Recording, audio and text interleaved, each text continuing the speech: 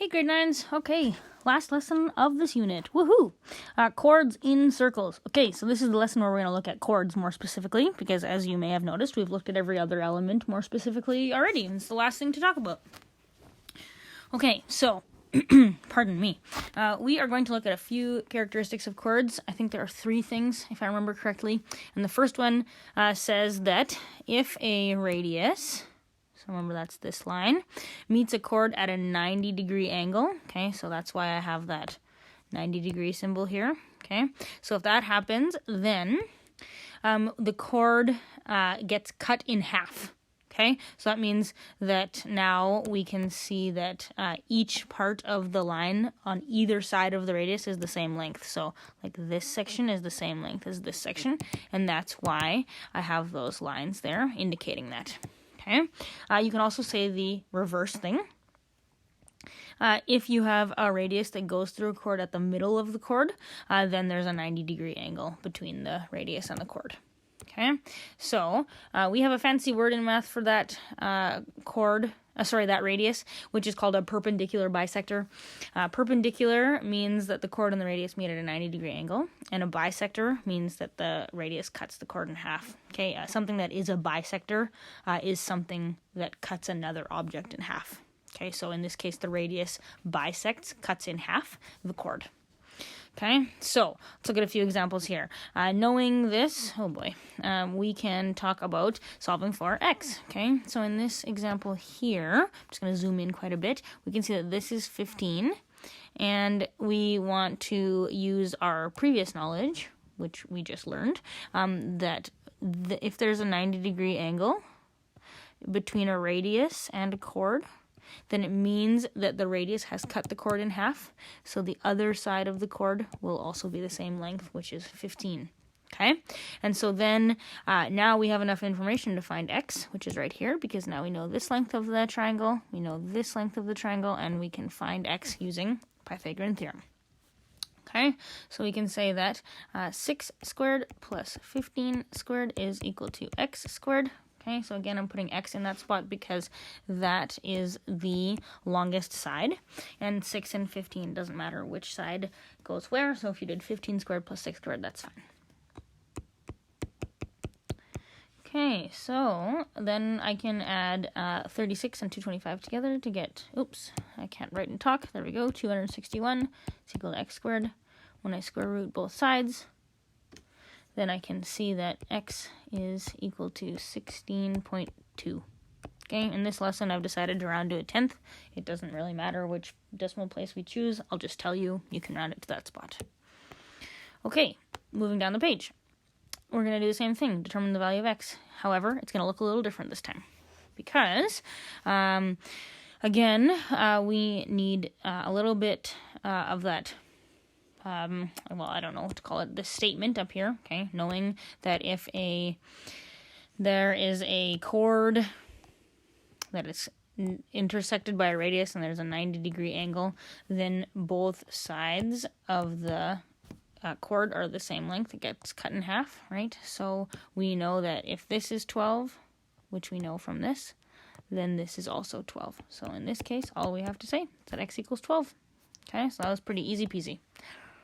Now, down here, we're going to have a couple extra steps in this last example before we go on to statement number 2. Okay, so we can see that circle O, remember it's just called circle O because that's the middle name. We always name a circle by its middle letter, so that's why this is called circle O. It has a diameter of 10 centimeters. Okay, so right off the bat we know then that this whole thing is 10, right? And so then that means also that the radius, which I'm going to try and draw in here very nice and neatly, there we go, is 5. Okay, next thing that we find out is that PQ, line segment PQ, okay, so we can see that PQ is just this part, right? It's just this little section. It is equal to 1 centimeter. So again, I'm going to try and draw this in very nicely. Okay, and I guess I forgot a unit on my first one, so I'll just add centimeters. There we go. Okay, so now we want to figure out what is the length of RS. That's this whole thing here. Okay. So we're going to do a little bit more drawing on this diagram. So I'm going to just zoom in a bit so you guys can see it really well. So this is going to take a little creativity, okay? So the first thing we know is that if we want to find all of RS, then we could also find half of RS to find the whole thing, and then we'll just multiply by 2 at the end. Now, how do I know that this is half of RS? I know that because there's a chord, RS, that has a radius running through it, and there's a 90-degree angle. Okay, I know that's a little blurry. There we go.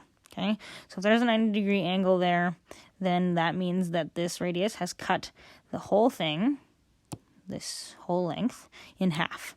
Okay, and so then we could just use half of RS and then multiply by 2 to find the whole length. Now, why the heck am I talking about that? Well, let's delve in a little bit deeper here.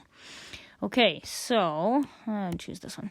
If I know that this whole thing is 5 and that this little part is 1, then that means that this section is 4.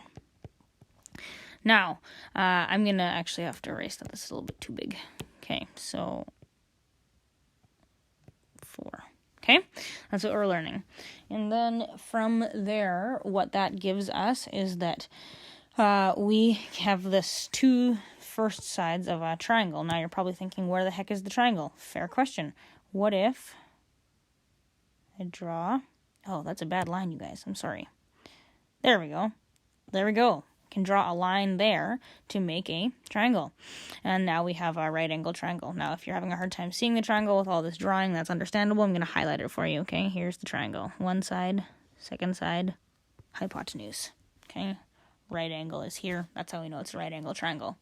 So going off of that, then, we can figure out the length of this section of RS because we know that this line is a radius, okay? And we know that every radius is 5 centimeters. That was already given to us. So now that we have that, we have 2 lengths of the triangle. We can find the third, okay?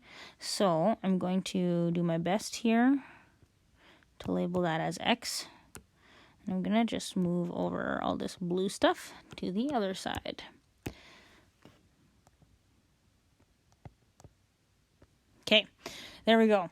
So to recap, since we know that this radius is 5, then this radius will be 5. And since we know that this is 1, that leaves 4 for us here. And then we can find this side of the triangle, X, by using Pythagorean theorem. Okay. I should probably use the pink color, hey? That's what I wrote everything else in. Let's try that again. Okay, there we go. So we have x squared plus 4 squared is equal to 5 squared. Okay, and again, that's because 5 is our hypotenuse, and then the other 2 sides are the short sides. So when I subtract 16, I thankfully am going to get actually a really nice number this time, because we don't always get that. So x squared is equal to 9, which means that x is equal to 3 centimeters. Okay, now that we know that x is equal to 3 centimeters, what does that tell us? That tells us that the length of RS, that line here, is going to be 3 centimeters plus 3 centimeters. So RS is going to be 6 centimeters. And that's our answer. Okay, let's go on to the next thing here. Chords that have the same measure, which means the same length, okay, it's like the math way to say same length or same size, are the same distance from the center of the circle. So that means that if this and this have the same length to them, then that means that this distance and this distance are also the same, okay? And you can see that we've written that here in the diagram because we have the little like ticks that show same length, okay? And also, just a quick note, we always measure the distance from the center of the circle to the chord with a perpendicular line. And the reason for that is because that's always the shortest distance between the center and the chord. So that's why you're seeing these right angle marks here and here. Okay, when this happens, we call them congruent chords. Remember that congruent means of the same shape and size. And so we know that these chords, the ones we were just talking about, this one and this one, are the same shape, a chord, and they're the same size because we know that they're the same length. Okay, so that's how we know that, and that's why we call them that. Okay, so let's talk about this diagram here. If I have this situation where I have a 7 centimeter and a 7 centimeter, each going to a chord, then we can figure out the length of y using the thing we just learned. So this and this are the same length, right? And if you look at the diagram above, then you can see again that these two are the same length. And so that meant that this chord and this chord are the same length, which means the same thing in this diagram, which is that this chord and this chord are the same length. Okay, so then we know that y is equal to 15 centimeters. And that's it. You wouldn't have to show any other work, and that is totally okay. Okay. All right. Determine the length of RQ. So I know this is a little bit messier. I am not going to lie to you. I took this out of Mrs. Zonneveld's video. It's a very good example. Okay, so we want to find this length in this circle. So the first thing we know is that this is 5 centimeters. And so remember how we talked about when you have a line that meets a chord and there's a 90-degree angle, then you've cut the chord in half. So that's what's happening here. Okay, so that's like the previous item we learned in this lesson. So that means we know that this is 5 centimeters, so then this is 5 centimeters. So in total, this is 10 centimeters. Okay, I'm going to write that a little bit better. That we know that PQ is 10 centimeters. Okay, so you could write this in here as well if you want. 5 centimeters. Okay, and then because of that, we can use the theorem we just learned, which is that if this chord is the same distance from the circle as this chord is, then this chord will be the same length as this one. So we can say that RQ is also equal to 10. Voila. Okay, last example here before we do number 3. So we want to talk about chords that, again, here, but this time they have x values instead of numerical values. So, again, remember that because we have a chord and another chord and they're the same distance from the center of the circle, I can tell that because of these little markings, then they're the same length. So that means that the length of 5x minus 3 is equal to the length of 3x plus 1. So then I can solve my equation. Okay, so I'm going to add 3 to both sides. So I'm going to get 5x is equal to 3x plus 4. Okay, just a quick note, I've had some questions about this over the time of remote learning. You can move the constants around before you move the x's around. That is totally okay. That's why I'm showing it this way. However, if you wanted to show the x's moving around first, that would be fine as well. Okay. Okay. So then we get 2x is equal to 4.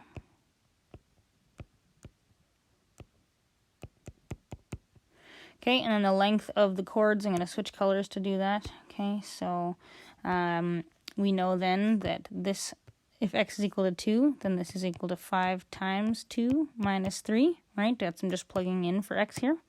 So that gives us 10 minus 3, so that's equal to 7. And here, this is 3 times 2 plus 1. And so that gives us 6 plus 1, which is 7. And that is very good because we know that these have to be the same length anyways, right? That's the rule that we just learned. And so if they're the same length, we should get the same number at the end. And voila, we did. So we did the question right. Very good. Okay, and then this is the last thing. Actually, this is the last bit of this whole booklet, okay, as number 3 here. So chords that have the same measure. So here, this chord and this chord are the same length. How do I know that? It's because they have the little markings to show me. Okay, they create minor marks. Oh my goodness, guys, minor arcs. It's like a tongue twister again. And those minor arcs that they've created are the same measure, and they have therefore also central angles that have the same measure. Okay. Another way to say this is to say that congruent chords have congruent central angles and congruent arcs. Remember that congruent means the same shape and size. Okay, so we're going to use this diagram over here, and we are going to answer these 3 questions, and then that's it, that's all. So we're going to look first at AOB, apparently. Okay, so the first thing we can see here in this very handy diagram is that we have those little marks, again, to say that this chord and this chord are the same length. Okay, and so then that means that the central angles are the same on both sides. So if we know that this is 50, then this will be 50. Okay, and so then that is equal to 50 degrees. Okay, I'm just going to write that in. Okay, the next thing we want to find is arc AB. Now, remember that arc AB, that's right here, is going to have the same measure as its central angle, which we just found out is 50. So then that means that this is also equal to 50 degrees. And the last thing we want is arc CD. That's right here. And it will have the same measure as its central angle, which is also 50. So lots of 50 going on around here. There we go. Okay, and then just one, like, I don't know, bonusy thing. Let's think about it. Why do chords specifically create minor arcs? As in, why do they not create major arcs? Okay, remember that the biggest chord that there is the diameter, right? It goes right through the middle of the circle. And how big is the arc on either side of that chord? It's 180 degrees, right? A diameter cuts a circle in half, and therefore the arc that goes along with it will be half a circle, which is 180 degrees. Now, if we had a chord in any other place, like here, that would be less than 180 degrees, right? Or maybe we had another chord here. See, that's still less than a diameter, right? That's shorter than a diameter, so that means that this still has to be less than 180 degrees. So that's why. It's because chords can never be longer than half the circle, okay?